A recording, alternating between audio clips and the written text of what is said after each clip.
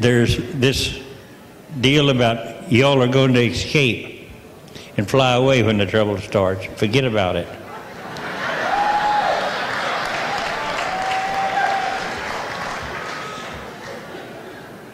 A man gave a great sum of money to build a church. And Bonnie and I didn't know anything about it, but we were asked to pray for this man.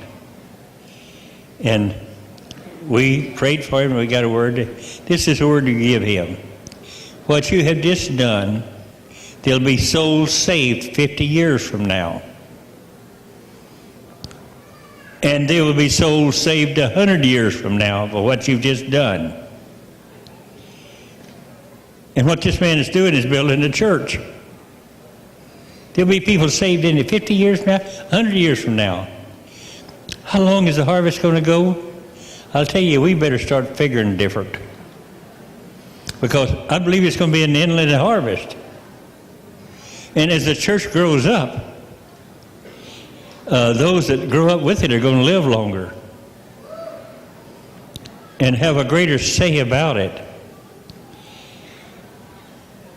Get ready for the glorious church, the end-time church. And I have no idea how long the end-time church will be. But I do know the testing now is this. In Revelation 2, 1 through 7, the Ephesus church in Ephesus, if your zeal and everything that you're doing is in there and you've lost your love for people, quit it. Quit working for God, and get on your face until you can start loving your neighbors again. And only through that love will you be able to impact anything and make it in the coming days. So, and sometimes you can become so busy working for Him and get so ambitious about building yourself a church. You're not any of you going to build a church. God will build His church. He's going to fill it with people that love. Your only job is to learn. The only way you can really grow up, as far as I can tell, is learning to love. It's something you've got to do. Your place in heaven depends on how much you learn to love. So I would spend more time making love to the Lord than I would working for Him.